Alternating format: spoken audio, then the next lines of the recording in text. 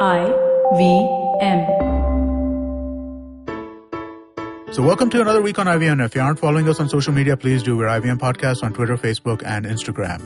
This week on Simplified in a Shorty, Naren and Shrikit simplify the phenomena of near-death experiences with interesting cases and scientific theories.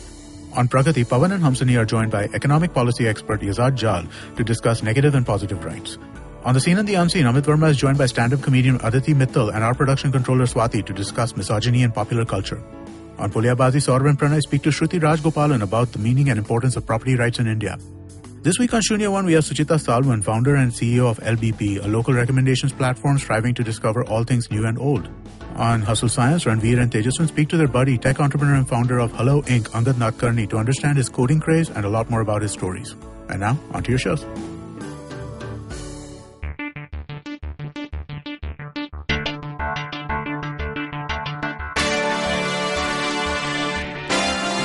What's good, you guys? It's Ranveer and Tejaswin again. What's up? So, Gumber, dude, firstly, I love you because I love you too, man. You're the only good thing that ever came out of engineering. You and Viraj, who's our other co-founder. Yeah. Now, a lot of engineers, especially in Mumbai University, they have these very fixed opinions on like what they're going to do after engineering college. Yeah. Now, when we were even conceptualizing this podcast, Hustle Science, we had figured that that's one of the ideas that we want to change, that we want to show engineering students, but just students all over the country, that there are other possibilities other than what you've been told all your life by your teachers and your parents. And you are still allowed to think, man. Like it's not back down to those three same job lenge, na to MS karenge, MBA karenge. Na to MBA karenge, na to shadi lenge. Yeah, so it's like there's a full world beyond that. Yeah. So I remember when we were figuring out who we should call on the show, the guest we're going to have today was someone we had thought of like very long back. Yeah. Because you'd worked on a startup with Angad prior to working on Trillion. Yeah. So I'm personally super happy with how the episode turned out as a former engineering student, because I feel like a lot of students have a lot to gain from this particular episode. We're covering everything from how to actually start a startup in India, to the kind of mentality you need to make your startup work, to even the kind of mentality you need as an engineering student. You need this perspective in your life. And obviously we're talking about things like alcohol and pot, which is another crucial part of engineering life. So you think we should just dive into the conversation? Let's go. Okay, let's go. What's good, everybody? It's Ranveer and Tejaswin Gumber. क्या चल रहा है? So, क्या चल रहा है? Today's episode is important for me personally because one of my life's goals is to prove to people that the Indian engineering system is absolute bullshit. And we have the perfect guest for that. Exactly. And that's going to be the theme of this episode overall. That's what I feel. Gumber, you want to introduce the guest? So, Angad Nadkarni has been I know him since I'm a kid. He's been my neighbor in the place that I used to live. We've grown up together. I've seen him coding when we've been playing football down. And all the way to working with him in his very first startup venture. And all the way right now. Yeah. So, Angad is someone who's just kind of said F you to engineering and then moved on to like the entrepreneurship world. Angad, what's up? How's it going? What's up? So, we want to get to the start of it. Gumber keeps talking about how you're the best coder he's ever seen in his life. How did you figure out coding? And at that point, did you think you'd become an entrepreneur? That's what I want to ask you. So answering it in two parts. The first one is the longer answer. I think was I always planning to start a business? No.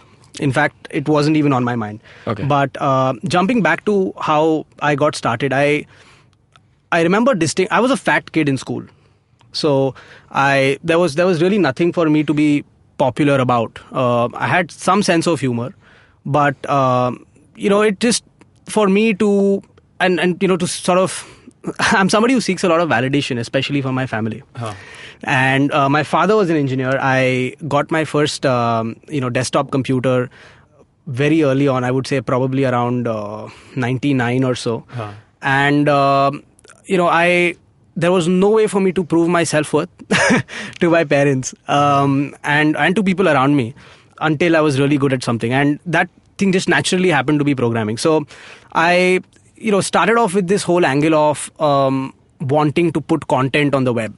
Okay. Because I figured it's the easiest way to fame, right? Okay. Yeah. Every other media has its own sort of threshold, right? Like it has, if you want to be on radio, you need studios, you need bandwidth, you need all of that stuff. Yeah. If you want to be on TV, you need a channel. The internet just sort of drops that bar to anybody. What content did you have in mind at that point?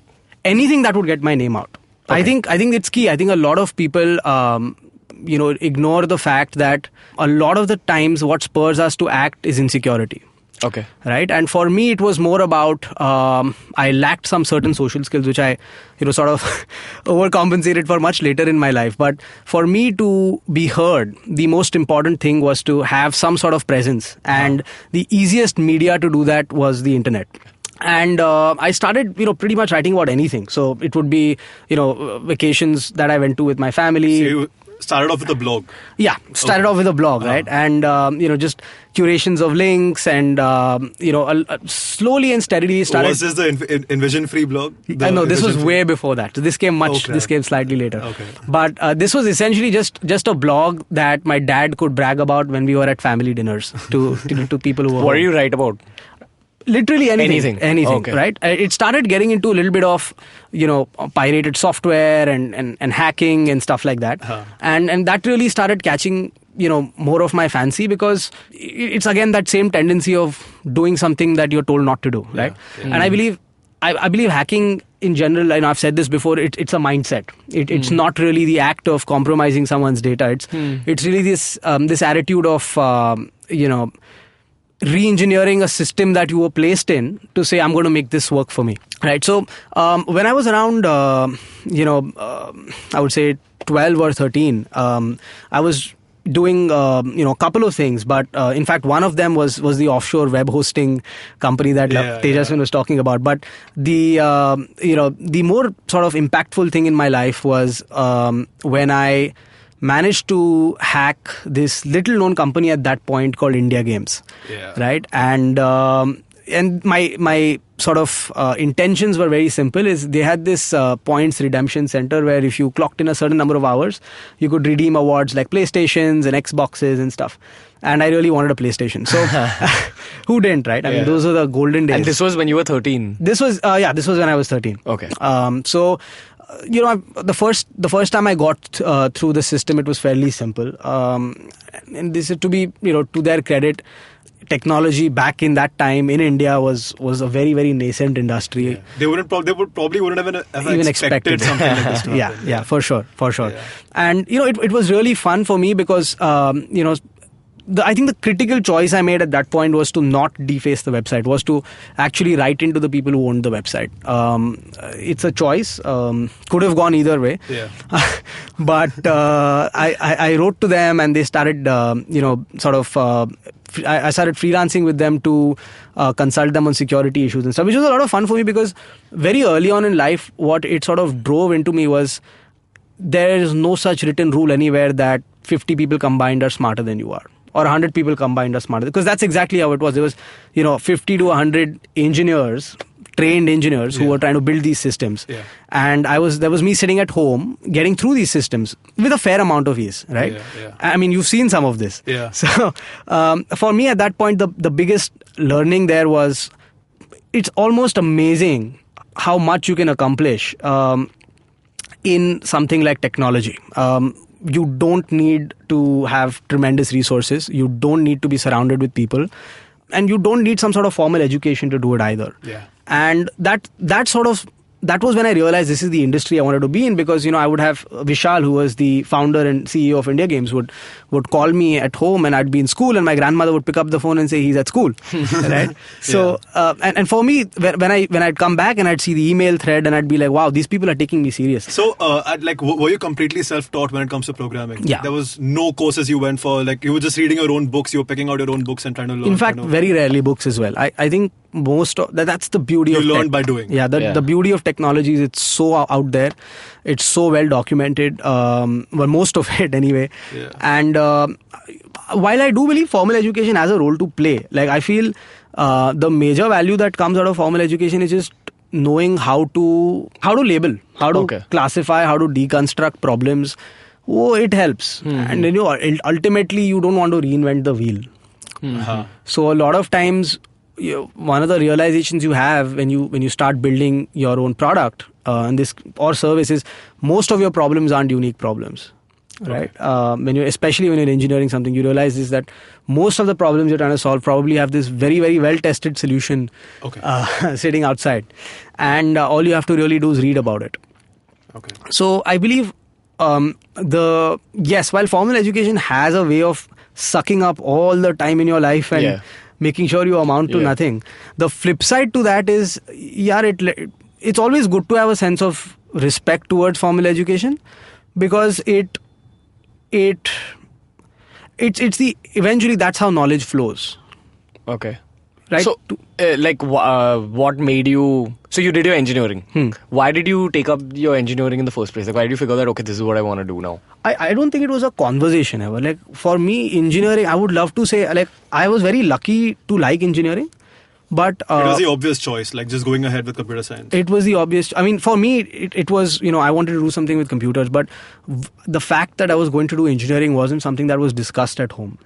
Okay. It was largely assumed. Okay. Right. Yeah. So I was not really bad at studies. I was decently good. But in my 9th and 10th grade, not so good. Yeah. So how when you took it up, did you have this goal that after you're done with your engineering college, you're going to get into creating some kind of business of your own, or you're going to continue the business that you were running at that point? What was your intention with doing engineering? Because I'm asking... No, I think he's had two separate paths. I think one path was engineering, where he chose to go with something like Examify, which we'll get to. Yeah. And one path was where he was sitting at home and coding and like hacking through Vishal and through for India Games and stuff. So I still think we are still on that. I want to understand the whole India Games thing. What did that amount to? Where did that take you? Where did that relationship that you built with the India Games team with Vishal, where did that take you and how did that help you? So that's a great question. So I think the first leg of, and in fact the reason I do what I do today, day in, day out, would single-handedly, if I had to single out one person, that would be Vishal Gondal. Okay. Right? And I cannot thank him enough in my life ever for having enabled me to do that. Okay. As I got finally into bits, that was around the time, coincidentally, that Vishal called me and he said, kya kar raha hai? And I said, absolutely thing. Because at first I tried resisting it. I was like, I'm trying this, कर रहा हूँ, सोच रहा हूँ. I'm thinking I'll write a book. And he's like, तो पैसा कैसे बनाएगा? So I said, I'll go to Vashi. So that's where the India Games office was. So the Disney office was. So I went down to meet him, and it was just amazing, right? Vishal was talking about this one idea that he had in 2008. And in 2008, he'd put about 25-50 lakhs in some company, some guy to be precise, in Hyderabad, and the guy duped him. Okay. So Vishal has very, very strong reservations about investing in people that are not from Bombay. Okay. I need to be able to know where their mothers live. So that's crazy. So 2008. Say he was stewing on this, and he comes and says, man, edtech mein kuch karna chahiye. There's a lot of potential here. And this was around the time that he had just sold to UTV. UTV had been picked up by Disney. Vishal was making millions for sitting and signing 12 papers every day. He used to this is the pre-Goki time. He was just like, dude, I do nothing. Right, and I have a shitload of money. Yeah. So let's start investing. No, in fact, the thing that makes him great is the fact that he didn't become one of those celebrity investor types. Okay. He actually put his head back in the muck and went into building another company, right? And that's, that takes some different level of balls altogether. That is a different conversation. Yeah. But Vishal really was looking at branching out and doing something, and he was insanely involved. He felt very strongly about education, and as he always says, he's not a commerce dropout, he's a commerce failure, right? So he said, let's do something. Can we hack the education system, like what people do for past year's papers and all of that stuff? Can we do something like that sort of goes viral, right? And us time pe I was also very, very excited about the whole thing. So I said, yeah, what if you can track trends in question papers? What if you can run like algorithms and figure out that, man, like, this is the question that you have to study for. And to be fair, all of us have done it. I mean, board exams, and it just comes very naturally to brown people that वो 4 साल का paper देखा तो you know कि 4B optics ही होगा मतलब stuff like that. So we started. So you just wanted to take that unorganized and make something like that organized. Yeah. I mean, उस time पे तो इतना अक्ल भी नहीं था, like कि you have to structure a business and you have to be different and you have to know what you're doing. It was more like, this sounds cool. And when you have Vishal by your side saying kar le, go for it. So this was when you were in engineering college? This was just as I knew I'd gotten into bits and I was just about to move into my hostel. Right? And Examify kicked off. Okay. Now, so many lessons. So many lessons. The first thing I realized was in terms of how to hire, how to build a team, how to get a co-founder. My goodness, it took me about 5 to 6 years of my life to figure out how to. Yeah. A lot of people don't go for a startup because they find that process, that initial thing, very daunting. Oh, that's the damn cliff of death. Yeah, that's the cliff. If you can pass through that, it's at least you're surviving your first 2 years. Yeah. I mean, and that was one. The other lesson was we were great at, to be tutored by somebody like Vishal when it comes to going on stage and giving a talk or doing a video. Or, you've seen this guy, right? He's a phenom. When it comes to the energy level is somewhere up there. Yeah. So when we launched the product, I think in 2012, we launched it in a huge way. We did it at TEDx Gateway, which was the largest TEDx in all of Asia. Yeah. Can you just take us over the product, like what the product was? Oh, so the product was product was very simple. You logged in and you put in what exams you were studying for, and we tell you just study these 10 questions or 20 questions, and you're done with this entire chapter. Okay. Right? And how do you do that? Through machine learning and stuff? Through algorithms. So we actually, and it was a lot of it was crowdsourced. So a lot of the data that would come in would be crowd generated. We would have users who would say, "Oh, I find this question very difficult." Now, when a comparative exam of a question is really difficult for everybody, you can let go of it. Okay. Right? Yeah. It's all about the easy winnings. Wow, okay. Right? The way I used to describe it to my engineers is, what makes Tendulkar a great batsman is, he knows which balls not to go for. Right? So, it's really like that. So, a lot of that was, the heart and soul of the product. And obviously, once we launched, there was just this barrage of learnings. Right? It was like bam, ye galat hai, wo galat hai. Like your entire product hypothesis goes out for a toss. The great part of it, what we really nailed was how to market ourselves. Okay. Right, and post Gateway, we were in every single major journal. I was out doing professional talks. At one point, I was like genuinely considering कि धंधा क्यों करना है, just go and go. Stocks are making enough money. I swear. So and they pay damn well, man. That's something a lot of kids don't know, that this is an actual career option. Just become public speaker. Who's that guy in that company who his job is to give talks to the company? I think it's Devdutt Patnaik. You already told me Devdutt Patnaik works for a company. I didn't know. He was a teacher. He was a chief belief officer. Oh wow. Chief Belief Officer. Wow, that's crazy. That's a role.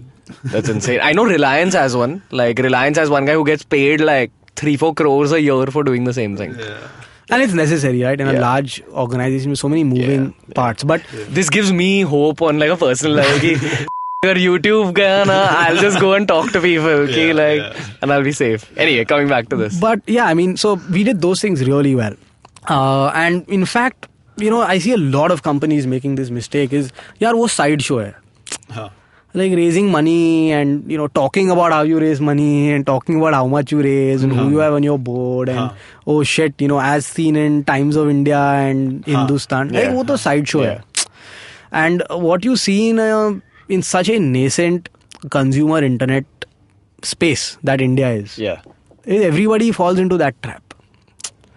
Right? And so the big learning was for us was that we should have figured our shit out before we launched in such a huge way. Right? Did you have any prior business experience, or was this like this first was my full-fledged absolute first experience? I would not call my selling offshore hosting and stuff like that business. You had this thing, you had this website, liveips.com. Yeah. Am I right? That was online. I remember this. That was online radio. He went and he would. What was that exactly? So live IPs was basically free online radio, and what we'd do is we'd let people, just sign up and broadcast their favorite music, and they had this one line of code they could embed in their website.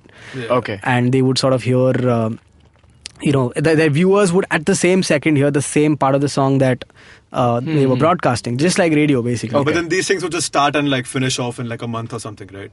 No. This was live IPs went. Was your intention with like launching all these things to run a business? Like, did you look at it that way? Ki, I'll make some money off this. It was always to build a damn product. Like, there's one thing that I'm a sucker for. It's building consumer products. Okay. Like, today I'm not doing it. Today I'm in the SaaS. I'm selling to businesses, right? Okay. But वो अंदर का कीड़ा रहता है, like because it's so damn hard to make a good consumer product, right? Okay. Like, why do we celebrate the iPhone? You want to build something that leaves a mark. Is that what drives you, like in life, in terms of your career, that you want to make a good product? Totally. Okay. I mean, I won't lie. Like, the money part of it makes a big difference, but. Even underlying that, I mean, there's more money upfront there, in freelancing and doing a stable job than there is in doing the product art. Yeah. The product art takes really long. Yeah. But, that was, live IPs was essentially one of those things. But my point is, Ravi, I wouldn't call those businesses because that was just a one-man army, man. Like, yeah. Either way, you had an investor somewhere offshore, so like one guy would invest in you and you just went ahead and built it. So I had one white guy in the US who was putting like $5-10 for web hosting and stuff like that every month, and so there was an element of coordination, but you just can't. It's very hard to build initial teams remotely. There was no real business focus in the sense ki, as a company this is what we do. Okay. It was always more of an experiment. Ki, let's see how this goes, right? You're talking about Examify? No, not Examify. Okay. Pagal hai. Examify is a whole big topic after this. I am so sorry to everybody. I'm very curious about Examify. I'm going to stop the conversation about live IP right now because we got to take a break. We'll come back. We'll be talking about Examify, the first startup that Gumber worked on with Angad. Yeah. We'll see you guys soon. Did you know India's most popular music festival was in a way conceived in Estonia? We speak to someone who knows a thing or two about making the NS7 Weekender happen. Did you know that some termites in Africa have a pleasant minty flavor? And just as well, because we might all be eating them in a few years anyway. Did you know that the world's greatest collection of human knowledge got its initial funding from a porn site? That's how Wikipedia started, and we tell you how it works. Hey, I'm Chuck. I'm Naren. And I'm Sriket. And together we're Simplified! Your fortnightly look at burning issues that you should know about. Told to you in a way you'll understand, with humor, bad jokes and PG Wodehouse references. So that you can look smarter with minimal effort. We're smart, funny, erudite and wise. And ultra-crepidarian. Wait, what's that? To find out, tune into our show. Episodes out every fortnight on all podcast apps near you. And on the IVM podcast app as well. Oh yeah. So we're back on Hustle Science, and we're talking about the topic that I'm kind of an outsider to, Examify, which is your startup, Angad. Gumber worked on you with it. Because so you guys grew up together, that's why you all know each other. So how did you figure that Tejaswin Gumber is my guy to help me on Examify? So we started the company and we started getting a lot of traffic. And one of the things we did early on as a funded company was to, build on these vanity metrics, so to speak. So you figure out what makes the company look really good in terms of net presence. So, it's about how many people are clicking on your links, how many people are signing up, all of that stuff. And in fact, Tejaswin wasn't with us during that part of the journey. That was the first half. And, just as an aside, the hack we found was, what we did was we digitized, we literally sat down and got data entered, all the past year's papers for the JEE and most of the stuff we could find lying around. That was in the public, non-copyrighted domain. Okay. And we put that stuff up, and anybody searching for a question on Google, they'd see our link in the first one or two. Y'all were focusing on IIT JEE. We decided to, in order to make our data entry and operations. You started off with CBSE board, we did a ICSE lot. board. We did a lot. Okay. We did a lot. But then the mistake there was we just got everything data entered and we were sitting on like gigabytes of text. Okay. Wow. Yeah. That's crazy. It was a lot of fun. It was an experience managing that entire operation, and so in that leg of the journey, the way we did it was people would find us via Google organically. We didn't spend a rupee on ads. Yeah. They would come on our page, and then we, if they were looking for an answer, we'd ask them to sign up.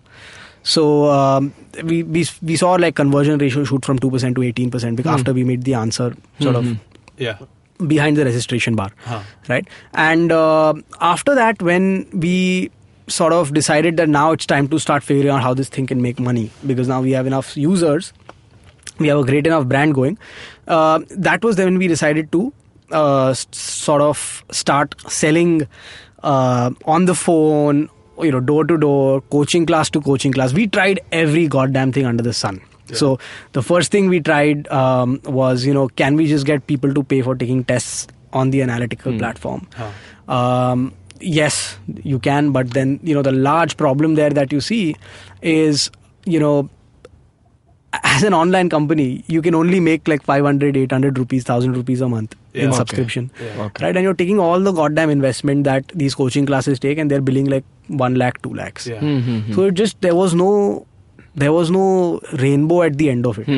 It was just like a lot of hard work selling on the phone and stuff, and no real, money at the end of it. So what we decided to do was, we decided to drop the content. In fact, this came out of an idea that, Tejaswin, at that point was looking for some sort of work experience, and, I said, you should come join us. And he was, insanely enthused about the whole thing, great energy going. And what we started to do was, we started to say, let's actually listen to the customer.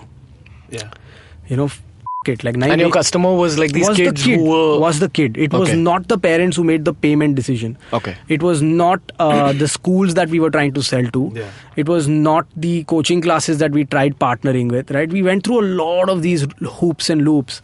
Tried to hack the distribution system in terms of how to get the student. Yeah. But it just wouldn't work because, at the end of the day, everybody realized that you were an ancillary service. The reality of online, and unfortunately, all the e-tech ventures we see today is the only difference is, man, this is on a tablet, and that used to be on a book. Yeah. So not enough value, right? And that was the funk we got caught in.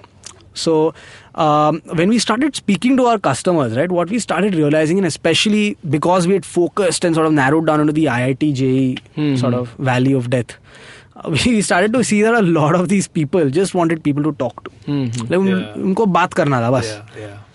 They were like, the kids, they were stressed or like whatever. They were stressed. They wanted to know how to, approach the whole thing. They were bad at a particular topic. They had issues. And especially in a business like IIT JEE, like even these coaching classes cash in on such things. Like they have special doubt sessions where they'll just talk to you. That's all they'll do. They'll take you there.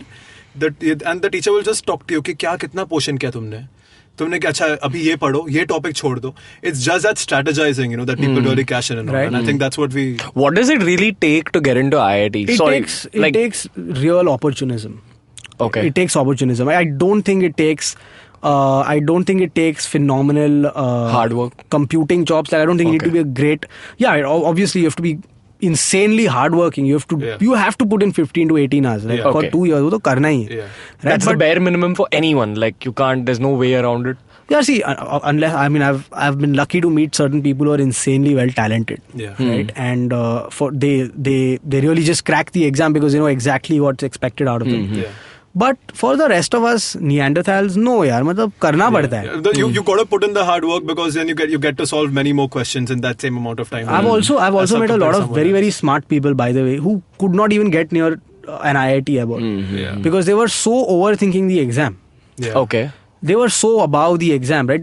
At the end of the day, you just forget that it's a bloody exam. At the end of the day, it's not some sort of test of character or are you worthwhile, right? It's just like, it's an exam to get through, and people study and they go like all ham on it, and eventually when it comes to the paper, they're just not fitting that pattern. So it's a lot of strategy, it's a lot of time management, it's a lot of that, and that's really where we decided to fill the gap. So at Examify, we started this thing called the Mentorship Service, and in fact this came out of conversations that Tejaswin had with real customers. So we had people calling him on the phone from Kota and stuff like that, and saying, man, I'm screwing up, this is my rank, how do I do it? And he says, Acha, tell me what was your score in chemistry? Okay. So he says, chemistry to mera weak point. He said, boss, until you fix your chemistry, there's no point putting 18 hours down the drain on math and physics, because that's like you either know it or you don't. So plus 3 hai ya minus 1 hai. It's not like tere ko baith ke 10 minutes you are solving some sort of math, right? So, but you had customers like all over India at this point. All over India, but this was we had sign-ups all over India, but we didn't have customers. Very different. We didn't have paying users. Okay. Right? We just had people who were fairly well engaged, and we'd done a lot of product testing, user interface testing to make sure people are engaged when they came to the product. Okay. And that was really my strength. The strength that I brought to the team was the ability to build that product. Okay.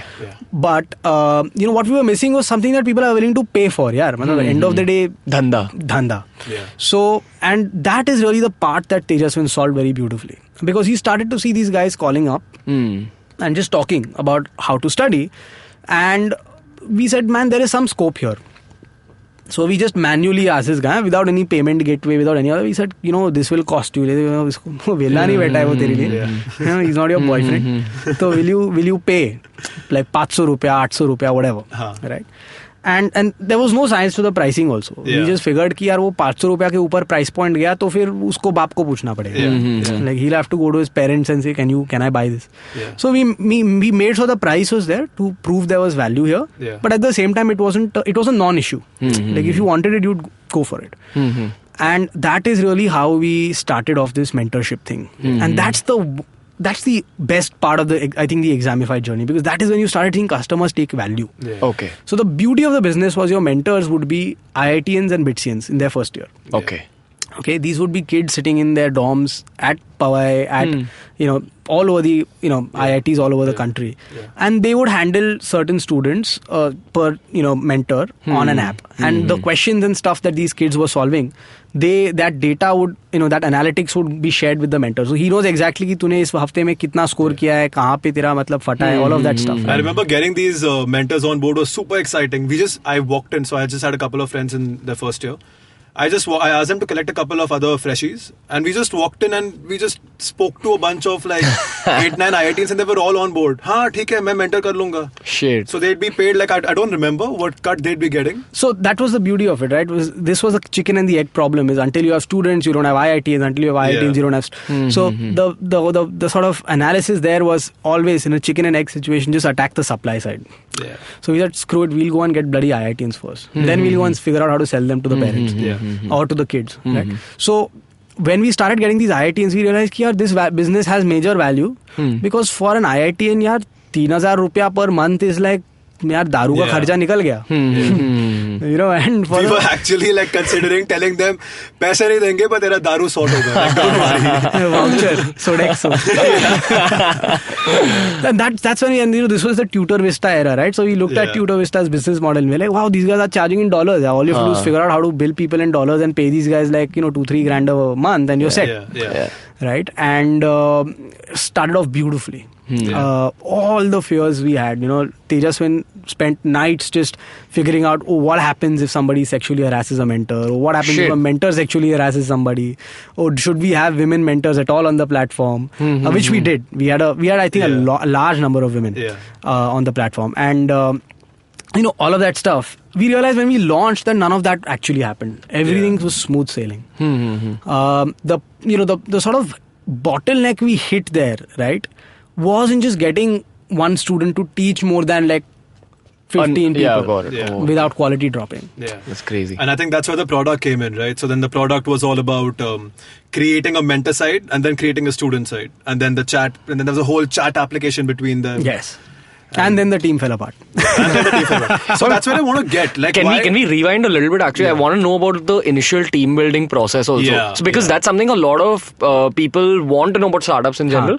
Like how we said that people get scared about that initial part of running a startup. How did you go about it as an 18, 19-year-old? Okay, I'll build my team. I'll pick these people. Okay. So the following is... And be very honest. Be blunt. The following is everything you don't do. Yeah. This is what you don't do. You feel like that was your mistake? Big mistake. Okay. Like, totally big mistake. Like, no mincing words there. So, the first big mistake was trying to be the CEO. Okay. I think it took me about 5 to 6 years in my life to realize that at some point, yes, I would be a good CEO, but in a tech business, I'm a much better CTO than I am a CEO. Okay. It's just the leverage I bring. So it's more of the know thyself part, right? You have to know what you bring to the table, and you have to know what you would have to struggle to bring to the table. So it doesn't come naturally to you get somebody else. The second, and how do you go for a co-founder, right? This is the other big question. I mean, everybody every day has calls coming in saying, man, do you know somebody who I want a co-founder? Do you have anybody in mind? I think the big screw up here is, man, if you don't naturally start off with a co-founder, don't go finding a soulmate. In life in general, don't go for these damn silver bullets. Like, I'll hire this one guy and he'll be such a rock star and he'll do everything for me. Or I'll find this one guy who's in the exact life configuration as I am, living with his parents, not having responsibilities. Do you see this happen? Like smoking. Do you see this happen? This happens every single time, right? People try to find this one silver bullet, this one guy who'll fit just beautifully into their, he gets me, I get. That doesn't happen. So how do you choose a co-founder? You don't. If you don't naturally have a co-founder, so in my current company, I naturally had a co-founder. There was no other way of building it. It just makes sense that person comes into your life and the business is obvious. Yeah, and we bring the exact opposite set of skills. You'll fill each other's gaps. Yeah, sounds wrong, but I'll go with that. So my point is, that's really what you're looking for. If you don't have that, boss, then don't try and distribute shares and bribe somebody to join you. It doesn't make sense. It's very simple. यार तू कोई किसी को बैठ के pitch कर रहा है कि यार ये रहेगा वो रहेगा, you should come join us. He's not worthy to be an equal. It's just like he's somebody who's going to consider quitting at least now when you're sitting and crying at night. So that's not a co-founder, that's an employee. वो गलती करना ही नहीं है. That was the biggest mistake I think, was looking so hard for a damn co-founder when I should have basically been looking for an employee or it's an experienced talent that I observe, but I know for a fact that damn he reports to me. Co-founder relationship nahi hai. Second major learning that I had was you just have to be building the product you understand and you're passionate about. In the first half of the Examify journey, I think the big problem was all the visionary thinking came from Vishal. Right? And it got translated into a product somewhere by me, and then it was executed by a CEO with much lesser equity than anybody else on the cap table. Who had his own view, who had his completely different view on education and all of that stuff. He's a 30-year-old guy, done his GMAT and all. Who are we talking about?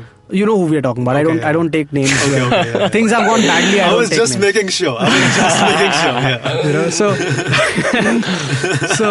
So my point is that and he's a great guy and all that for all it's worth. But I think he left just before I joined, like a while before. I joined. Yes. And he didn't leave. He was. He was maneuvered. But my point is, we wasted an entire year, man, doing all of these goddamn stupid, completely unrelated things. And it was because there was so much lost in translation. I think the final point in Examify when we figured out the product was when we had almost bled to death anyway. And that was because, the vision was coming from Lavi and me. I mean, Tejaswin and me. Lavi is his name. Yeah, you can refer to him as Lavi. That's another thing for the listeners to get to know. He's like D-Rock on Vedanta. Who the f*** is D-Rock? But so the visionary thinking was us. The execution was again us. I mean, he was out there getting people to do this, and I was here trying to build the damn product, right? And that is when it started working, right? The challenge is when you just don't have a feel of what you're building. There is so much science and gut at the same time every day that you're bound to take the wrong decisions, and that's in fact another reason why you should not struggle and like मेरे को girlfriend चाहिए. It's like that going after a co-founder. So. Okay, so hire people and fire people fast. What did you do at that point with Examify? So like you split the equity with people, like what was the system? So it was a very, very different setup. I wouldn't go into the details because I was not I owned a sizable part of the company, but I wasn't the only majority holder and stuff like that. Okay. It was a very different setup. Vishal was very significantly invested himself into it. That was factored into the cap table, all of that stuff. But and my problem here is that what I'm trying to stress on is when this lost in translation thing happens, the reason companies fail is because they bleed to death. Okay. It's not because try kiya hua nahi. It's because money runs out, people run out. Yeah. Right? Your energy, your time runs out, your opportunity, market gap runs out. So companies don't die, they bleed to death. Yeah. And the only way to build a team in an environment like that is you hire fast and you fire fast. Okay. All right? And people always sort of take a step back when someone says, oh, fire fast, they're like, man, this guy's an asshole. Yeah. Right? Like, वो भी इंसान है, मतलब जिसको तू निकाल रहा है वो इंसान है. And there is a very decent way of doing it, which is you tell them upfront. Yeah. Ki, dude, we're hiring you for the reason that we think you're a great fit, but let's face it, in this world, only in 2 weeks in the office will somebody figure out whether he's actually doing anything or no. Yeah. You will see this happening around you all the damn time. You'll hire people, and it takes you 1, 2, 3 months to figure out whether this guy is actually doing anything on a day-to-day basis or no. Right? So your job as a founder is to refine your ability to sort of figure that out. Yeah. And keep hiring the best. Keep hiring the best. Yeah. So hire fast, fire fast. Don't waste too much time on this, that. Yes, there is a challenge here. The challenge here is that if you're not funded and you're not able to pay people salaries. Yeah. Right? There are always a lot of hacks around that. You can work with people in college. The triple ITs have a great talent pool. Most engineers are very jobless. Right? In college, and they're always down, man. They're always down for some. Yeah, they're always down for some action. Like this. So and that's part of the experience. Or you have to sort of imbibe those skills yourself. A lot of times, a lot of people try to build tech companies without being tech people themselves, and then the challenge is you can't captain a ship if when shit hits the fan, you can't join the people who are rowing. Yeah. You just can't, man. I mean, you don't have a head or tail of the business. Forget, right? You don't know what goes into the company. You don't know what comes out of the company. What are you doing inside the company? Okay. Yeah. So the hire fast, fire fast. Don't look for silver bullets. Look for processes. Yeah. So don't go like, man, this team sticks together because I do this once in a while, or we have this one great guy, or this is the reason we gel. So we're such a unique story. No, just try to figure out a way to replace people who are leaving, or replace people who you want when you want them to leave. Yeah. Always fire very gracefully. Be very judicious. Yeah. The most important thing to do when you're firing somebody is to be on the same page. Yeah. I don't think, with the exception of one person in my entire life, I don't think I've ever fired somebody who believed they were still fit to be in the company. Correct. Yeah. I've never done that. In fact, my problem, as you will see in Examify, was I didn't fire people fast enough. Yeah. Right? And they were all sweet people. Yeah. But sometimes things don't work out. Yeah. Right? And you have to shaft that out very quickly. That was one huge learning. So at what point did you figure that things in Examify aren't working? That whole bleed to death thing? So what point did you figure that shit, okay, now we need to stop? So the big problem was I was this daydreaming first time founder. Right? In hindsight, I should have figured it out when the reason I didn't figure it out was because I wasn't even looking for it. And that's the problem when you are in college, when you're 800 kilometers away from your team. Yeah. I mean, I used to fly to Bombay from Hyderabad twice a month. Just to meet my team, and that doesn't work out. Right? For me, it was a lot of fun office. Yeah. But at the end of the day, building a team takes blood and sweat. So for me, that is a big no. I think the problem is I wasn't even measuring the things that matter. I was getting happy that we're building features, we're getting some traffic and stuff like that. But very, very later in my life did this picture of product market fit come in. And I realized there is a science to figuring out if you're leading the business in the right way or no. And this comes from formal education. All of this comes from formal education. Is, how do you know whether you're doing the right things in a company? How do you know whether you're making progress day in or day out? Right? I think the realization that we are happened when at the end of it, when we started finally understanding the damn market.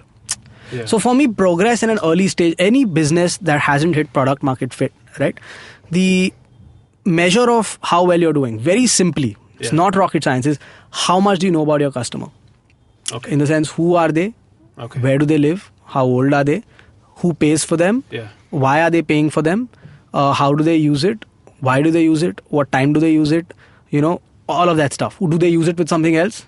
Are they, is there an 80-20 you can exploit? So you just have to answer more and more questions. And you will remember this, Lavi, is that we had this, when you had started talking to these users, we had this huge list of things we don't know, and we were filling in answers there every day. And that's when I realized, shit, I've lost a year not doing this. Okay.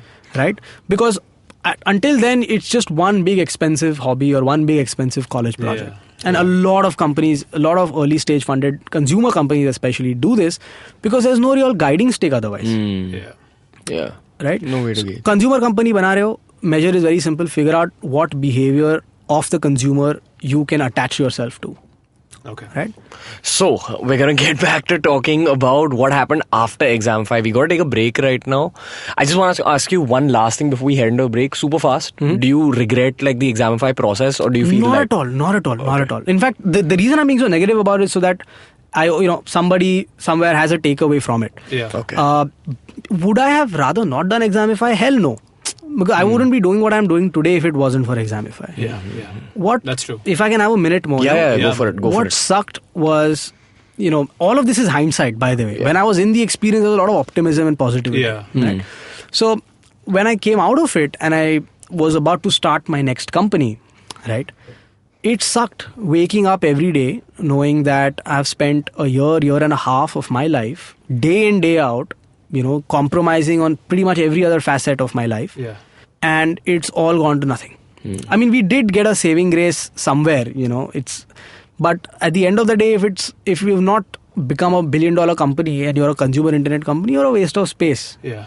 Okay. I mean, when somebody is funding you, they don't want you to be a few lakhs or crores in revenue. They want you to be a $1 billion company at some point. Yeah. So that realization was just like, how the hell am I going to get back to some office that I don't own and build something all over again? How am I going to do it? Yeah. Like getting back up after being punched down. Yeah. Is this just an expensive hobby? That's the number one question is, am I just doing this because I can? Or is it going to pay my bills at some point? I was drawing a salary and all of that, but you get the point, right? Can I ever build a business, or is it just like masti? Yeah, but do you think this is a question that many entrepreneurs like yourself will face? Every day. I mean, come on, failures are very common. Everyone fails in startups. So do you think that even they go through these same thoughts where every day they have to get back to something like this? And it's very characteristic with people who just don't know how to measure it. It's not like, this guy is not cut out for business, or it's just he doesn't know how to measure his day to day. Yeah. Okay. I also feel like the people who are able to get back up after being punched down, that is the key in any field in life. I've seen it with YouTubers and bloggers. Yeah. They have like one flop and they just leave it. But the ones who have flops but still stay, they are the ones who actually end up doing something. And then they rise to like new levels after that. Yeah. It's that passion never fails because passion never quits sort of exactly. paradigm, right? Yeah. Cool. Anyway, we're going to come back to what happened after Examify after this break. Hey friend, so if you're listening to a podcast right now, you're probably some kind of a nerd. A nerd at heart at least. So maybe, just maybe, you might like another podcast about nerds, by nerds, and for nerds. It's called Geek Fruit, a community to unite estranged geeks from across India and later on the world. We talk about television, movies, science fiction, adventure, fantasy, etc. Anything nerdy, it's all here on Geek Fruit. You can catch a fresh episode every Monday, and you can check us out on any of your favorite podcast apps, like my favorite podcast app, the IVM podcast app. Give me my money, IVM. Good plug. Happy listening, you nerds. So we're back with Hustle Science. What's up, Ranveer? What's up, Ranveer? What's up? So now getting back to Examify. So now once Examify ended, like it bled to death as we discussed. Sad. So how did things progress from there to your next startup? Because there was some you developed something, an app for Examify, right, for calling. Right. And that actually developed into a whole new idea, a whole new startup. So how did things go there? Right. So I think that was probably the luckiest thing that's ever happened to me. Okay. A lot of my life I look back at and I see that almost a large percentage of everything is luck, 60-70%. What I've realized here is in the way Examify transitioned, or rather Examify sort of passed away and then Hullo came in, was it led to the the other very, very naturally. And when you start off with something creative, your biggest worry is, if this thing doesn't work, then what do I go to next? A lot of us even take notes through the day कि नहीं ये नहीं चला तो अगले बार ये try करेंगे. You see, this is a great idea, let's try it. For me, what happened was, when towards the end of Examify, we were playing around with this calling infrastructure, like telephony infrastructure. Now, with live IPs, with online radio, all of that stuff that we spoke about, it would be known that voice has in general been a very recurring theme for me when it came to building products. I think voice as a medium is very, very powerful. Right? I think radio single-handedly has transformed how people view the world in so many ways. Right? It's something that TV hasn't been able to do. I mean, TV has had its own content, but radio, ebooks, even podcasts, for example, right? It's just insanely rich. There's so much metadata. There is so much emotion that voice can convey that text and stuff just doesn't. Even in a video, you can't watch without sound. Right? So, in Examify's case, we realized, यार ये chatting बहुत painful बन रहा है लोगों को, like वो बैठ के type करना है. And what we wanted was a way for people to connect over the phone and just talk. Now this seems very natural, right? You do it on a day-to-day basis, but this is software at the end of it, right? You know, how does one person call? The number is masked, then you connect them with another call, blah blah blah. So first we were doing normal phone calls, normal Vodafone to Vodafone, like normal number दिखता था. So that cost us, and they would start asking for reimbursement. Which would go into many. So one guy is sitting in Bombay and he has a client somewhere in Kerala. So that goes up to what, 4,000 rupees, 3,000 rupees ka monthly bill he's presenting us. We don't have money to pay our own people today. And this guy is asking us, he's showing us a bill for reimbursement for $3,000. And now that, I think Abhiram came in over there. Where exactly. So my point is, you know, reimbursables and billing became very painful. So, you know, for all these reasons, we decided, boss, I mean, we are a platform. If you're not centralizing the transaction, then हम कर क्या रहे हैं? You know, are we a housing.com? Actually जाके broker को ही मिलना है. So we started actually centralizing the entire experience, and that is when something struck somewhere. This was in 4th year of college. I had absolutely nothing to do. We'd rented a house exclusively for pot smoking. So, you know, this is absolute free time phase. I was like, yaar, on a Sunday, on a non-working day, and you know, on my own machine, not company equipment, I started writing this particular app. And what I figured was, man, you know, ये 2 outbound call करके हम connect कर रहे हैं. You were stoned when you developed this? Sort of. Okay. When was he not? But then was I not? Like, after a certain while, even sobriety is a new high. We're going to be talking about this in detail, this whole concept of having pot in your work. But coming back to this, you developed the app. So we were like, man, why don't we just let people call each other for free? There was genuinely no logic behind this. There is no answer to this question also. The obvious answer to this question is because paisa kaun bharega? Right? But we didn't even think about that. We were just like, yaar, let's connect people for free and viral to hoga. Pakka. You give people free anything, it'll go viral. And it went viral. So first day we launched it. The test was, if we reach like 1,000 users, now we know कि चलो we have something viable here. Launch किया पहले दिन 150 sign up. This was very close to Examify's death. I think Examify was done by this. Examify was it was. So this was all Angad. This was all completely one-handed. I just sat one night, built this one very simple app. It was an Android only. I didn't even have. I had an iPhone then, but I was still building for the Android phones. Is it easier, by the way? Just curious to build for always build for iOS. Always. For iOS? Yeah. Okay. Those guys pay. So anyway, I would. So we launched this, and pehle din 150 people. Second day we were at 1,000 people. Third day we were at 15,000 people. And we are doing, suddenly by the 4th day, I'm calling up my accountant saying, yaar, can you please pay these guys 15 lakhs because we need the servers up for another 4 hours. We're having 2 lakh, 5 lakh free minutes of conversation that's happening. Ram Gopal Verma is tweeting about us. Like these crazy guys who are doing this free calling thing. And it was just shit hit the fan. Right? There was no system in place, and you just sort of, I mean, technically, if you go to look at it, we were growing faster than Facebook. With no business case, obviously. But it was insanely fast growth.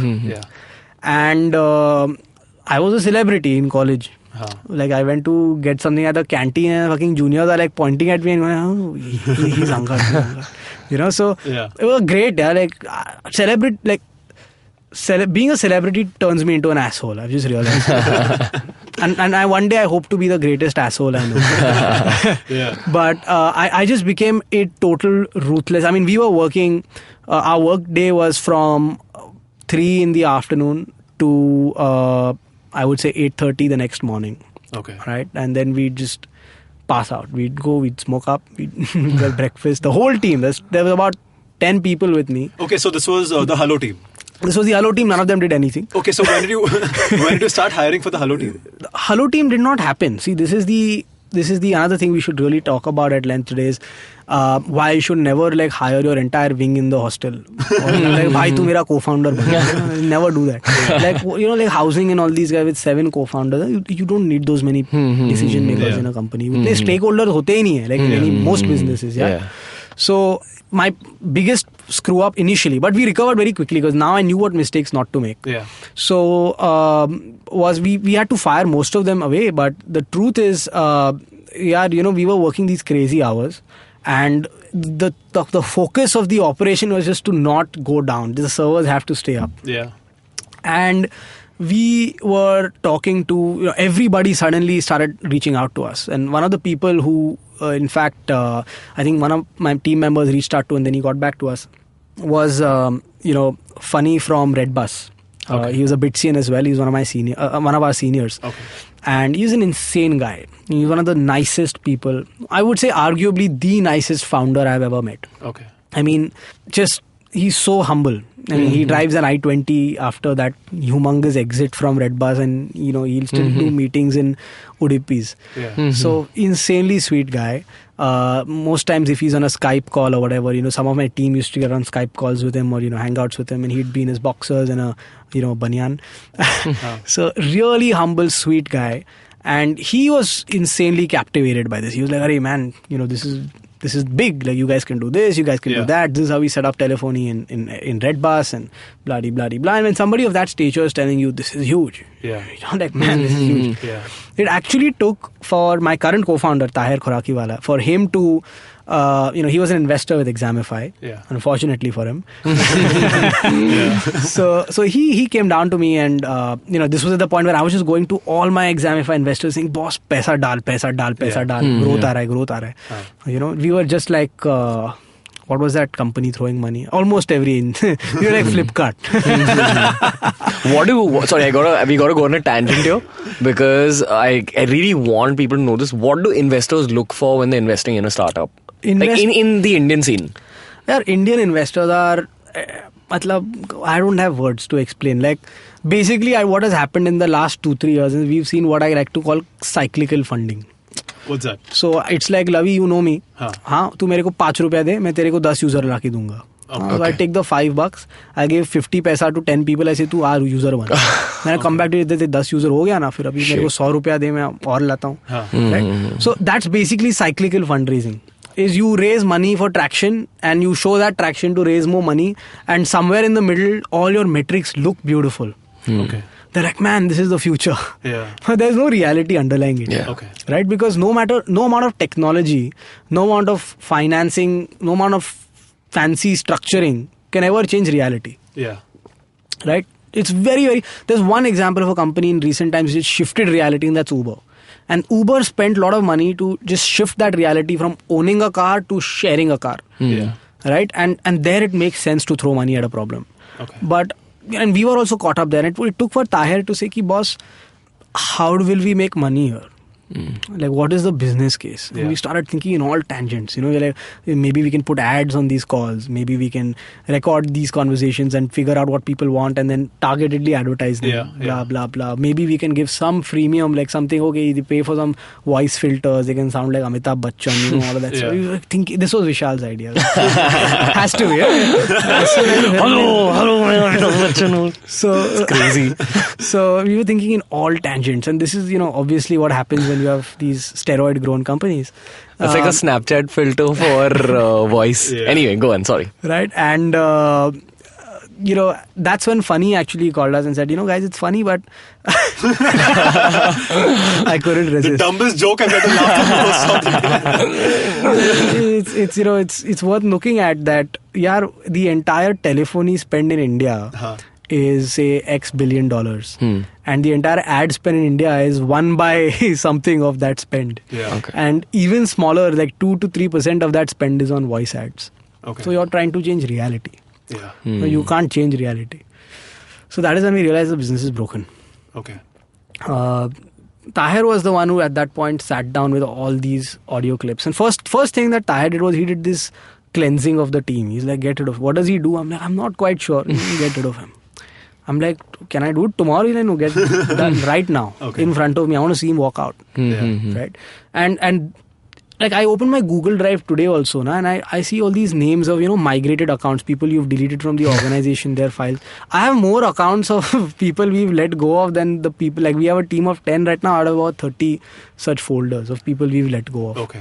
And that's when I realized that it's not wrong to fire, because inherently working with somebody who's not a fit in an early stage company. Yes, if you're in a seasoned company and you're terminating somebody wrongfully, that's obviously really bad. Yeah. But in a startup where everybody is supposed to be at least taking equal risk, doesn't make sense. कोई कुछ कर रहा नहीं है, why waste his time for another 6 months hooking him saying कि तेरे को stock दूंगा मैं, right? So we fired people left, right and center, and Tahir said, boss, let's listen to these recordings, which we could legally do because we let people know that obviously these calls are not encrypted or private. So we started listening to these calls, and most of these calls were just under 1 minute. Okay. So there was like, क्या कर रहा है gate पे, सुट्टा मारते हैं, या यार वो मैच जाना है क्या, because it launched in campus, right? Then it went on to prank calls. So and most of these calls were in Telugu because the app went viral around Hyderabad. Okay. So it was more like some guys. That's what I'd expect. When there's a free calling app, you'd expect a lot of prank calling and stuff. A lot of prank calling. Prank calling. We in fact even got legal advice, and at that point, and they were like, dude, you guys are screwed. Okay, so at that point, was it anonymous? Like if I made a phone call to you from the app, would my call be anonymous? It was by the nature of. No wonder, man. Come on. The way that the app worked was, it did 2 outbound calls. So both people would have our phone numbers, not each other. Okay. To circumvent that, we started sending SMSs to each other saying, you just spoke to XYZ. So we had this one guy who was harassing his ex-wife. Oh man. Shit. And then we rolled out this feature. That's insane. That's such an unforeseen problem. It was the funniest thing ever. I think he uninstalled the app like that night. I didn't see any traffic from that account after that. So we heard his recordings. I'm like, man, this is not cool. So we roll out that feature. He sends one call after that feature, and I'm guessing she figured she must have called him back or something like that. Yeah. But point being that all of these messages were under 1 minute. Okay.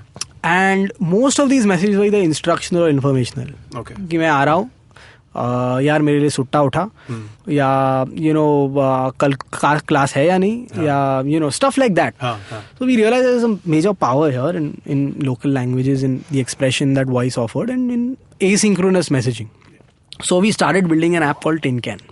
And the idea was we'll still use our telephony setup. The beauty of the Tin Can app, the way we engineered it for virality, was if I send Lavi a message, or if I send you a message, you don't need to have the app.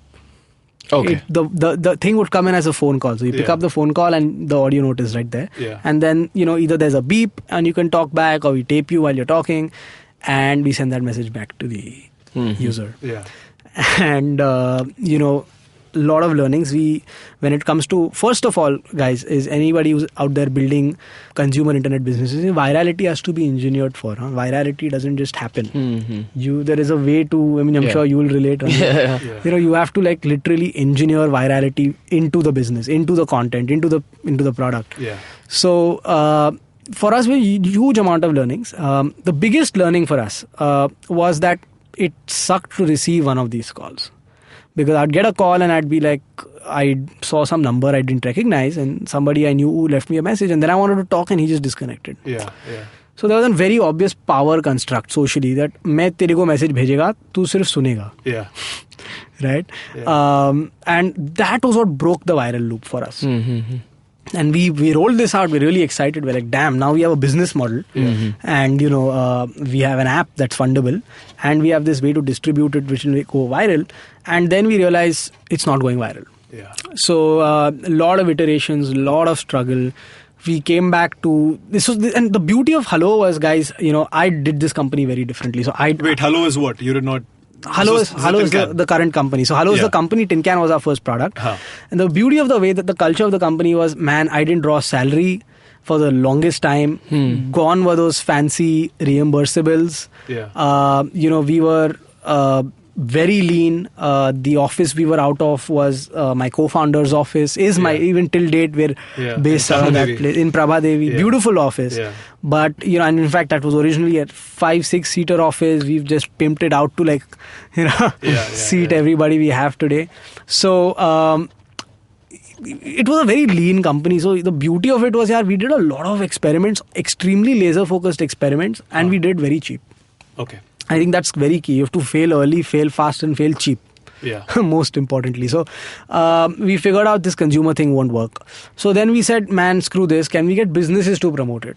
So can I convince a Domino's? So you shifted from B2C to B2B at this point. Right. So I was like, can I get a Domino's to, sort of agree that ordering on voice is easier? Okay. And it's one-way voice. You don't like listening to the other guy on the phone because they rap.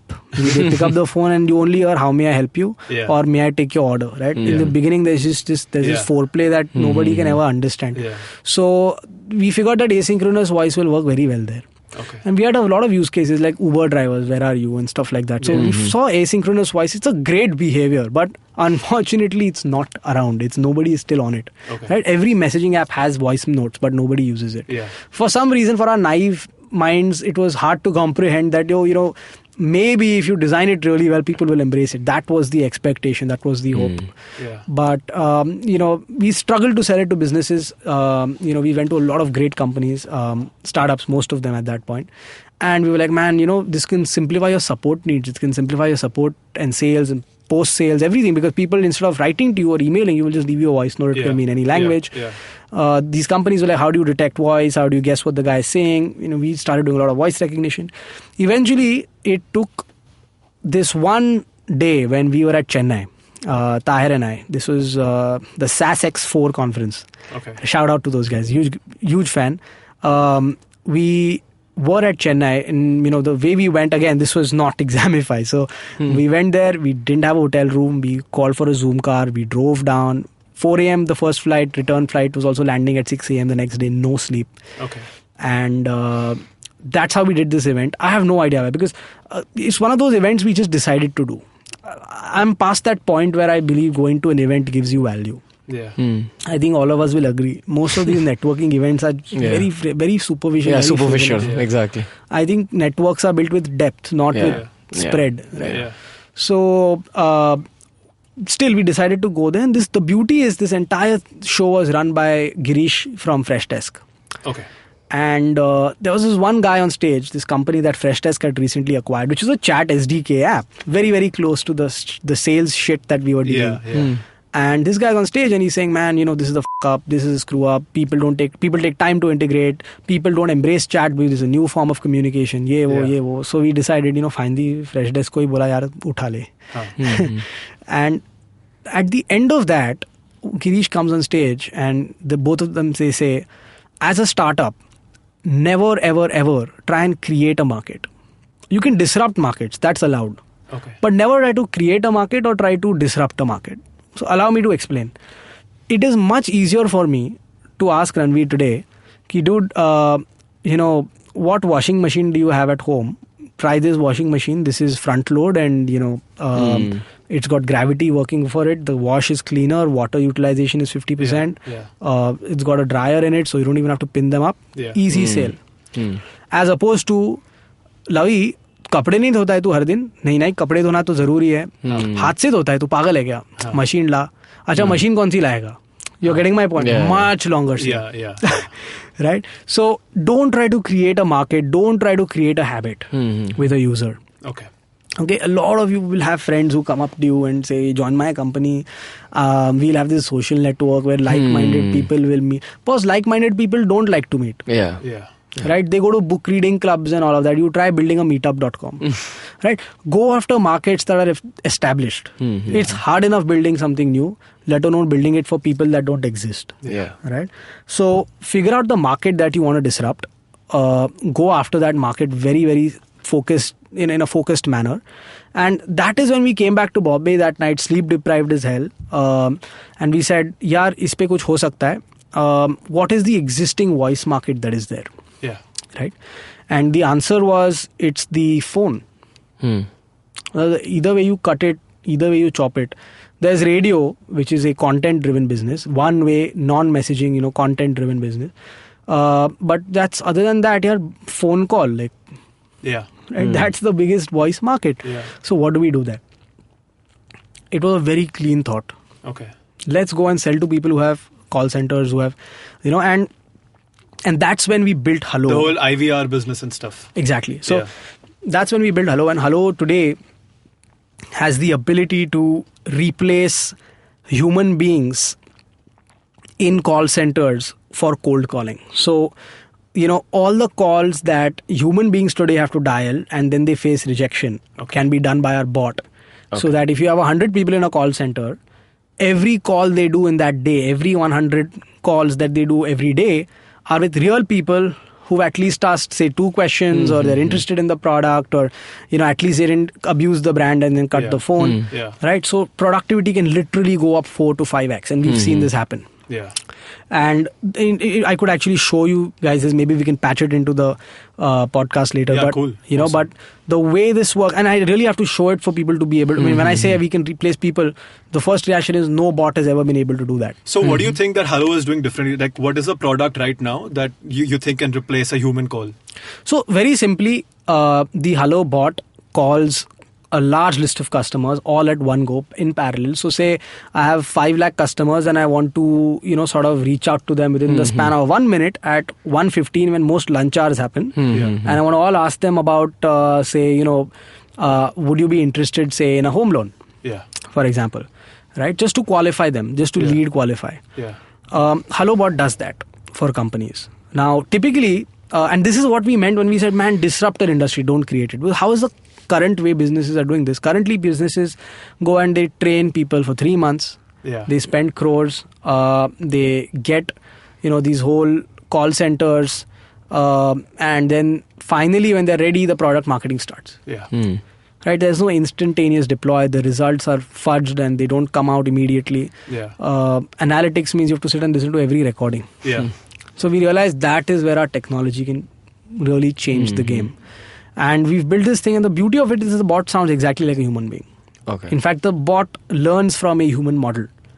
So it needs certain voice recordings and stuff. So when you get the call, you don't know you're speaking to a computer. Again, this was an experiment with real customers. So we started calling real customers. The moment the guy figured, and we were using state-of-the-art text-to-speech. This guy's experimented with me. Hi, I'm Arjun.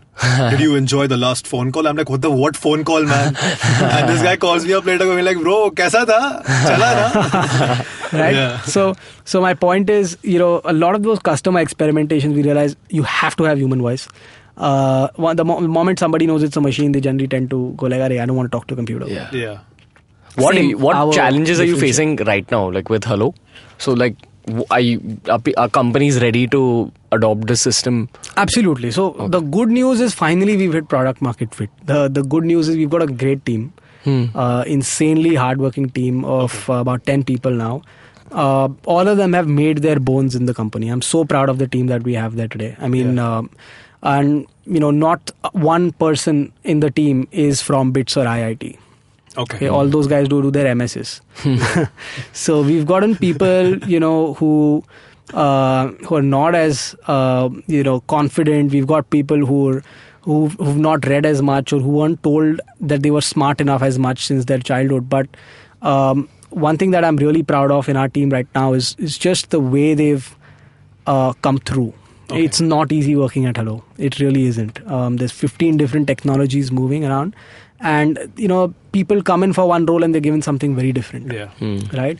And the beauty of it is, the objective for me really here as a team builder here is, if we can build one honest to God, purebred tech team out of Mumbai, right? I don't see enough tech teams in India who are pure tech, right? There's a lot of e-commerce, there's a lot of these, ancillary tech as an enabler guys, but very few people who can build like real product. And that's something I want to bring to the table. And that's something Hullo.Inc. been able to do very well. Yeah. And when we hit product market fit, it was like finally people, what we realized, by the way, along the way, was that our customers are not startups. Okay. Our customers are Fortune 500 companies, $1 billion companies. Yeah. They have lakhs and lakhs of backlog in phone calls. Yeah. That's when they come to us. Yeah. We're not a cheap solution, for example. So, we don't go to a startup and say, I'll help you save money. The reality is you will use this technology only when what matters to you is the conversation quality. What matters to you is the amount of targeting you can do. Yeah. So it was a lot of refinement. And when we started going to these larger companies and they started seeing value here, right? Yeah. When we went to startups, now it was the same conversation everywhere. Oh, how do you do this? What algorithm do you guys use? Oh, how is it? How are you pricing it this much? My call center ka IVR system costs me this much. So how do I compete? So we are not a cheaper IVR or a better IVR. We're not, right? So that refinement came in, and that is when we knew we had product market fit. When companies started paying for using this. Yeah. Right? And to answer your question, what would the challenge for us be at this point? The challenge for us is to figure out how to speed up the sales 10x. Okay. That's the current challenge. I mean, right now, a lot of the sale involves us going to companies and then, saying, आपको यकीन हो सकता है कि ऐसा होता है, then you do a demo, then they're like, shit, how do we build it? Then we build a demo for them. Right? It's a very, I would say it's almost like consulting. Right? It's a very, because it's a new product. Yeah. For us, the real challenge is how do we go from here to this company where, people just sign up and they're ready to go. Right? Building that awareness about this product in terms of, so that we can go 10x from where we are today is the real challenge. Okay. So, on that note, we'll be taking a break where we'll discuss a couple of other things and then we'll head on to the last segment of the podcast. Did I just catch you on your way to work? Or did you end up pulling an all-nighter? Let me guess. You have a packed schedule for the day, the week, and probably the month and the year. That's a lot for your mind to handle, don't you think? This buzzing chaos also brings tons of negative thoughts. Am I right? Try spinning that bottle in a positive direction with me, Chetna, on the Positively Unlimited podcast, every Monday on IBM Podcasts. It's time to change your life one alphabet at a time. What's up, guys? Welcome back to Hustle Science. So before we get into the final round of quickies, I gotta ask you one last question which we ask everyone. Where do you see yourself in 5 years, 10 years? And I know a lot of people have this thing about, "Arey, मैं तो आज का भी नहीं सोचता, कल का भी नहीं सोचता." But where do you see yourself? ज़्यादा सोचता हूँ. So 5 to 10 years, and also in a way, at least the way the average person like myself perceives it, Hullo is like one of those companies where you're replacing a human element with some form of robots. Like, it's a very futuristic concept. You can say the word. Yeah. So गाली नहीं है. अब तक गाली नहीं है. Some form of AI. Funding bubble is over, then वो गाली बन जाए. What is the word? AI. Yeah. Artificial intelligence. Yeah. So are you gonna stick to this kind of this sector in like startups? What are you thinking? Or do you want to start multiple businesses where again you focus on products? That's what you said, that if that's your driving force, like developing a product, do you want to develop other things or do you want to stick to this? Like, what are you thinking? Well, one thing's for sure is very early on in life I've learned that you love your work, never the job. It's because jobs come and go. So for me, I, as a person, so in terms of the company, I measure us in terms of how much we know about the customer and what problem he has and, how we come in and why we come in. But for my own life, the yardstick I use is how much am I learning about myself on a day-to-day basis? Because I'm the customer. And if I'm not happy at the end of the day with my own life, then, where are we going? You're talking about outside work as well? No, everything. Okay. I mean, career, let's be honest, right? My work takes about 80, 90, maybe even some days 100% of my day.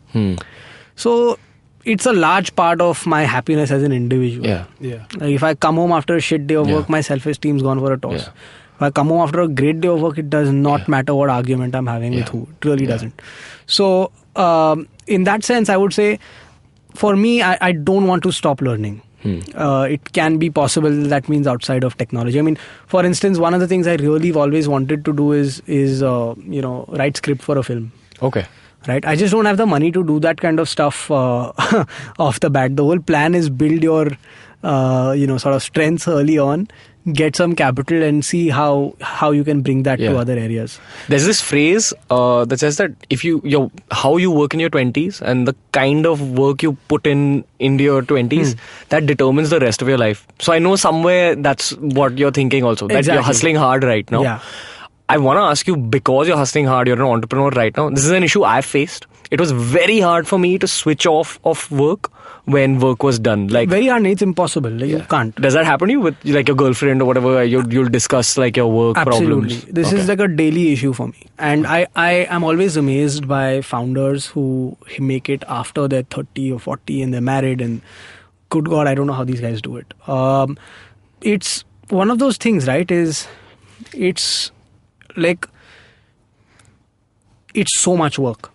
It starts off with the legal stuff, setting up a company, the paperwork, there's the hiring, then there's firing, there's fundraising, there's customers, there's support, there's technology, there's product.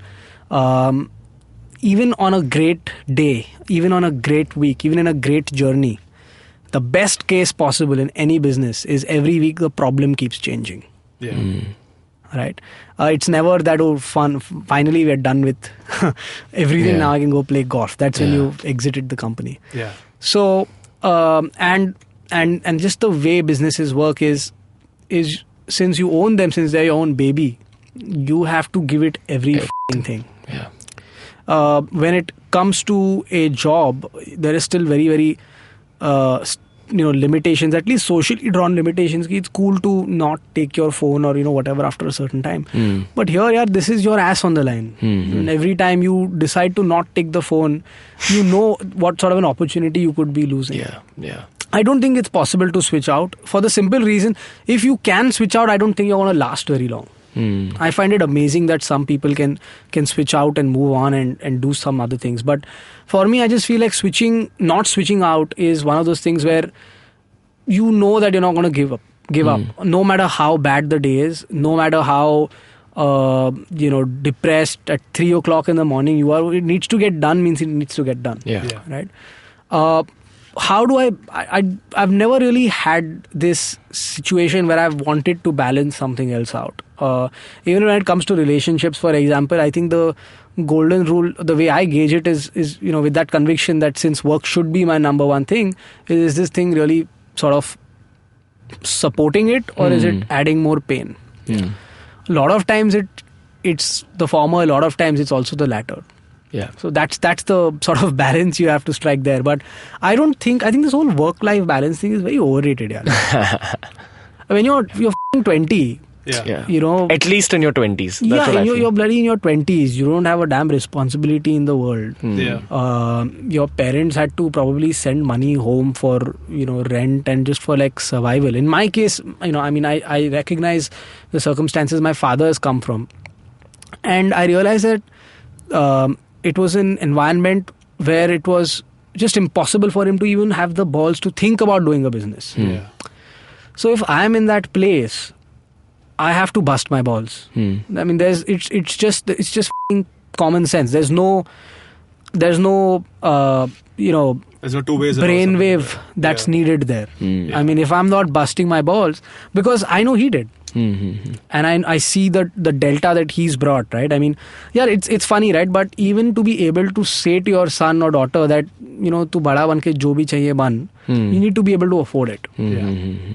Right? Yeah. So in your 20s, if you're thinking about, for the life of me, I can't figure out people who come up and say, man, I want to travel, travel karne ka hai. I want to just see, boss, tell me what is hard about traveling.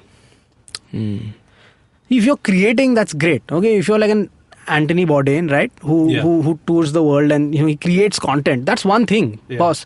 I mean, if if you're creating rather than consuming, that's one thing. But otherwise, all traveling takes is time and money. Yeah.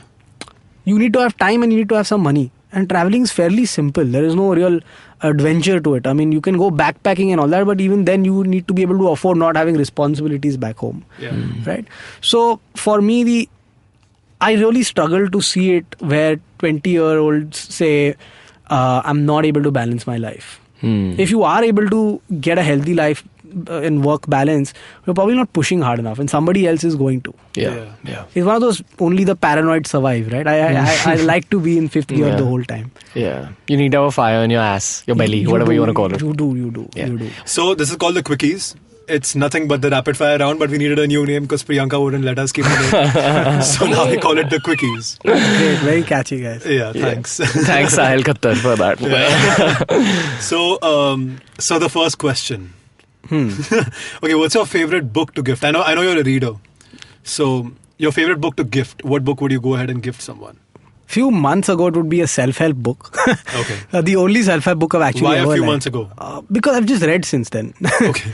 There are, you know what? I actually would like to go ahead with the Gita.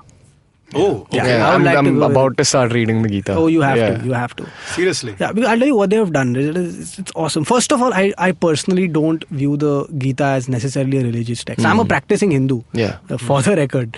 But I don't see the Gita as a religious text. It's an instruction manual. That's for what, life. Yeah. And if you look at it conversely, I mean, that is exactly what religion is supposed to be. Yeah.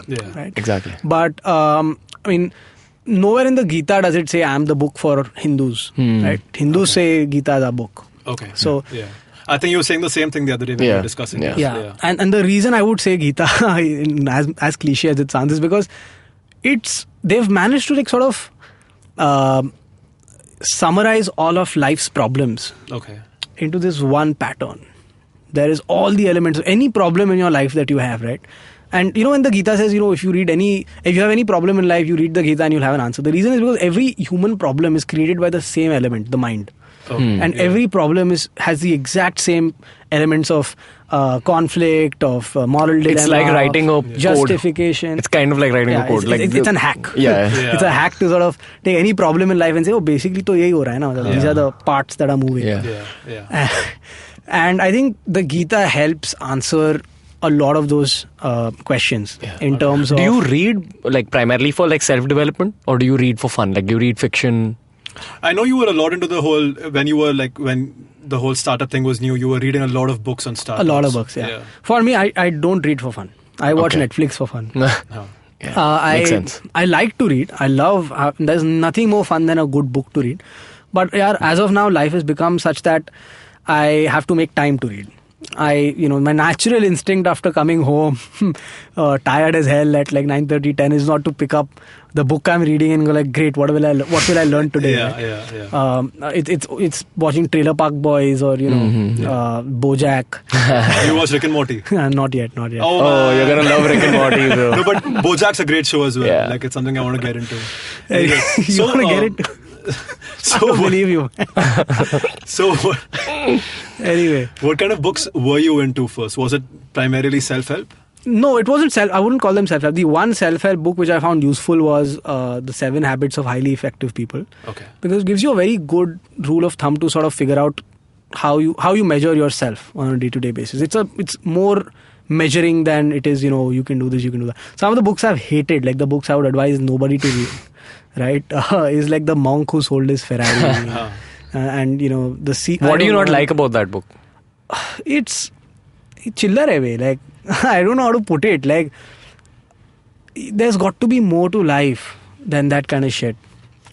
You don't like your work, or the answer isn't going off to some place in the Himalayas. Like, God can be found anywhere. Like, enlightenment can be found in a 1.5 BHK in Bandra also. You don't have to go to bloody Kasol for that. But it helps if you go to Kasol.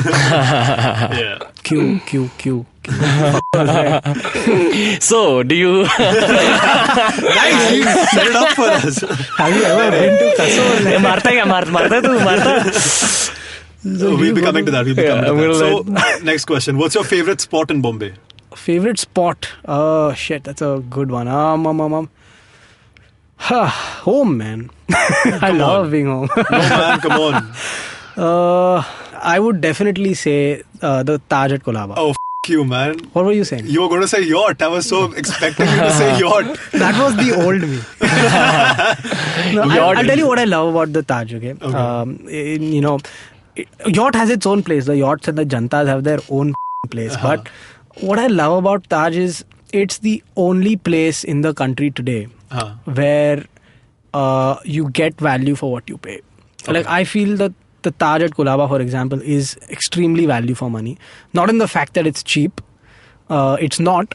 Most days, I can't afford to go there, to be very frank. But every time I have gone there, I've had a phenomenal experience. Yeah. It starts with very simple things. Like I find luxury brands largely very overwhelming. When you go to larger brands, egos are bigger from the bottom up. Yeah. Right? And every luxury hotel you go to is very, very imposing, especially the ITCs. If you've ever lived at an ITC, you know what I'm talking about. Everybody makes you feel like you have to earn living there or something weird like that. But the Taj is one place where, when I go with my family, my grandparents are comfortable because the waiters are talking to them in Marathi. Okay. Right? So it's, I thank God that there are places in Bombay of luxury which still make you feel at home. It's not an experience you have very often in India. Right? In India, luxury is damn steep, man.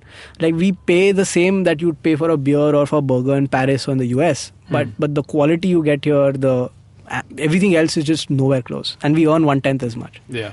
So that's why I hold consumer brands like the Taj Mahal Hotel really high in esteem. But yacht works. Janta works. So wo to hai. ठीक है. Cool. So what do you do for fun on a normal Saturday night? Like, if you have some free time with you, or you've just come back from a day. I mean, you just mentioned Kasol, right? So you just come back from a difficult day. What do you do to chill? He's literally telling you how to answer that. I can't answer that. I can't answer what I do right now. I can tell you what I used to do. So back in college, a difficult day in college.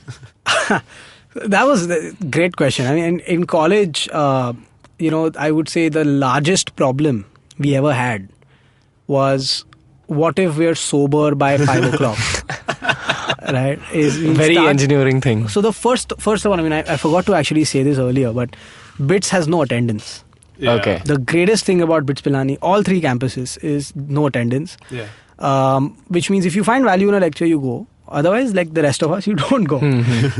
And do most people end up bunking? Most people end up bunking. I mean, I've seen lectures where there's 4 people on the first bench, and then the professor, really good professor, he comes and tells me, I wake him up, this is important. Yeah. Right? But at the same time, you'll have courses where the room is full and there's people that have not even signed up for the course. Okay. And I'm talking about stuff like current affairs, where the entire course is about, opening a newspaper and reading the news, but you have a member of parliament who's teaching. So he's going to tell you, this is what the House had to say about this discussion today. So very different experience. Do you feel like going to BITS some way helped you in business also? Hard question. No. I don't think so. Okay. It was just a good experience and networking. It was a good, fun. It was fun. Okay. So, I mean, the way we had our days, right, was you'd pretty much wake up whenever, and there was a lot of weed involved. Thank you. He just came. He just dying for him to say that. Yes. Climaxed. That's how Lavi sounds like. But anyway, my point is, for us it was, and down south, the grass is just something else, man. In Hyderabad? Yeah. Oh, good God. That's the only thing I like about it. I mean, BITS and then the grass at BITS. Yeah. I just want to mention here that a lot of people have this impression about pot, that if you're a pot smoker, you're automatically not ambitious. Not true at all, man. Yeah. Not true at all. It depends on who you are as a person. Yeah, I think substances are, it's always the lifestyle that brings you down. It's not the substance. And yeah, I do agree that, smoking about 8 hours of your day off, which is what we pretty much did at college most times. And I would work the whole day. So I hadn't gone to college. So I would work till 4 or 5, which is when my batchmates would start waking up. Yeah. In the afternoon at 4 baje, people are they're finally up because they've been playing Counter-Strike all night. Actually, if you think about it, I've looked at gaming, and I think gaming creates much more losers than any drug I've seen. Yeah. Okay. Because it's such a socially acceptable sin to have, and it sucks up all your life. There's no motivation for you to leave home. Yeah. Like gaming is the real pot. It's not pot. Yeah. Motivation kill dekhna hai, to you should look at Counter-Strike and Dota, and because it gives you this false sense of achievement. Yeah. Right? Yeah. And I totally agree with you, man. Like Dota my pointers up more than anything else did. So. Definitely. Yeah. So I mean, for me, I mean, and I think when you look at substances and when you look at weed, I don't consider as a hard. It's definitely not a hard drug. It's a background substance, man. As Dave Chappelle. Gateway drug. But I think it was an essential part of the college experience. Okay. I could not. It's impossible for me in my head to go back and delete that part of my memory from college. Yeah. It was. Why do you feel like that, Ranveer? What? Me? Yeah. What is this weed you speak of? I don't know, man. I teach people how to lift weights and shit. No, I agree. I genuinely, we're also engineers. Yeah. It's pretty obvious that... Yeah, it goes around, man. There's no denying it. Yeah. But I do feel that, at least from what I've seen, like a lot of our parents' generation, they think that, if you smoke, ganja. you're ganja. Yeah. It's not like that. Like our generation knows that. Yeah. And secondly, I'm not also from the school of thought that thinks that pot is completely okay, because I feel a lot of it depends on your personality. Yeah. And I've seen a lot of people getting up by... What do you mean by personality? You mean like the addictive type?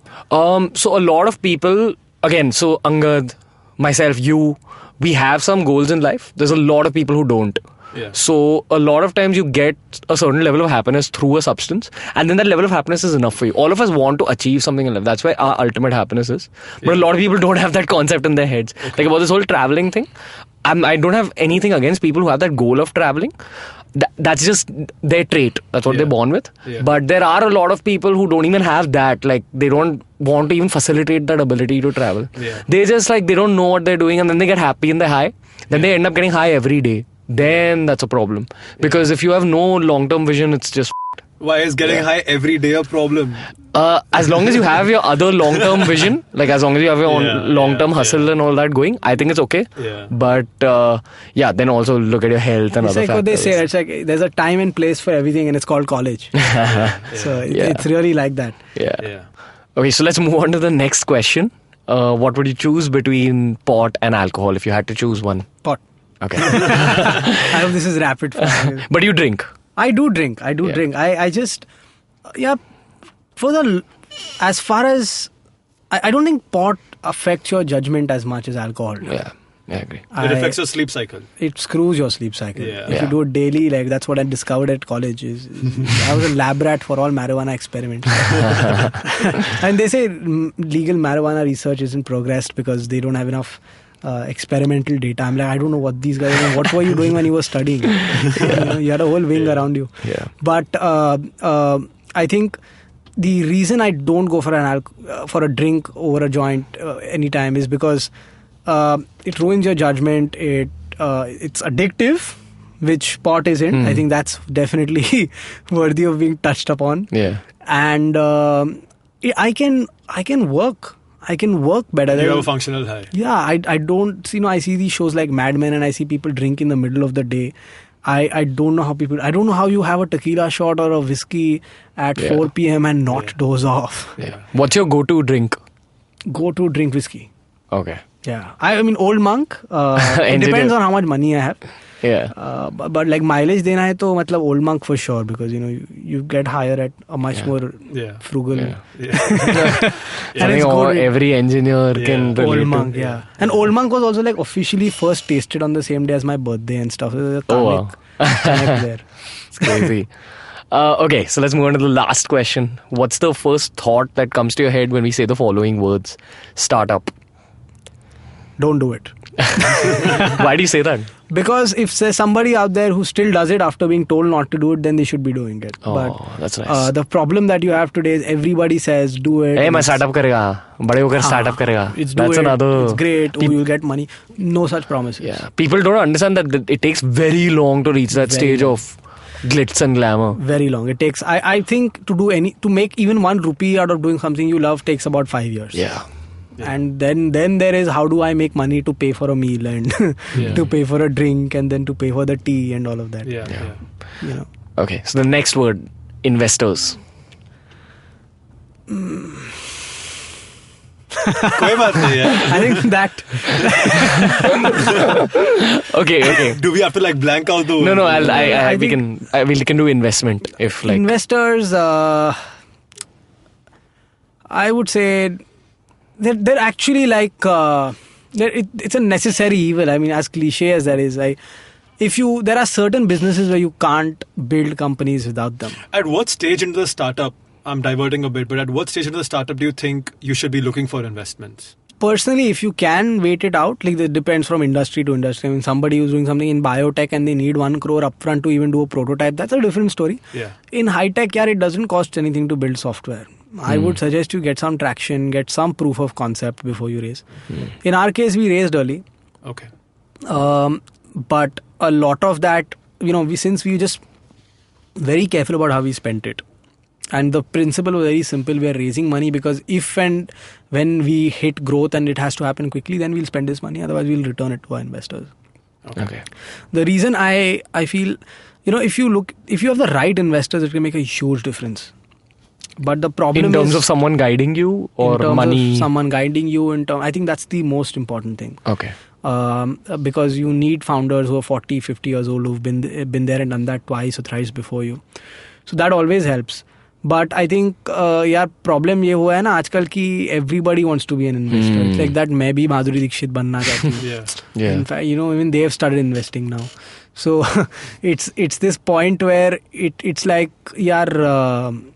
all the new money has nowhere to go, and it gets invested into angel, and you have people who have these false hopes and false dreams, right?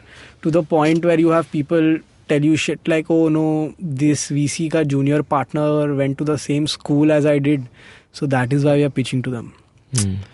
So the funding is something you don't do it until you need to you know where to spend it. Yeah. Simply put, don't do it until you know where to spend it. Yeah. Okay, so let's move on to the final word, success. Just the first thought. Freedom from the system. Okay. Who do you think about when you think about the word successful? I think for me, success is the ability to not have to wait in queues to get things done, to not have to be afraid of the system or the machinery, is to not have to worry about what my kids would want to do in their life if money was a constraint, is to not have to worry about giving my parents the best healthcare. I think success is all of those things. So, money is very, very important in success, but there's freedom in success that's aside from money as well. Like just the ability to trust your own self. That's freedom, right? That's freedom from self-doubt. Is there anyone you would think of, any specific name you would think of if I say the word successful? No. Okay. I mean, see, also at the end of the day, success has to be something that shifts, right? I personally don't believe in having role models, because then it's just like you put somebody on a pedestal and you're like, this guy is immortal. So वो तो होता नहीं. If somebody has done it, there's a very high chance that why, like I always think like किसी ने और नहीं किया है तो मतलब उसको जमा तो फिर मेरे को क्यों नहीं जमेगा, right?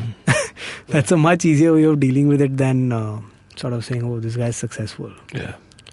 So, Angad, that was a beautiful podcast. I hope if there are some engineers listening to it, I hope someone's listening. I'm sure there's like a lot of engineers for sure.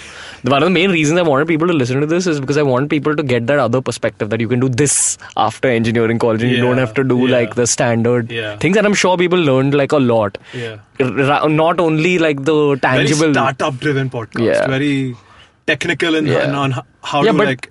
Go ahead with things. The technical side of it was awesome, but also like the mentality it takes. Like that's what I gained from this on like a personal level. Angad, bro, thank you for coming on the show. I hope you had fun, man. From Ranveer, Tejaswin and Angad, we'll see you soon.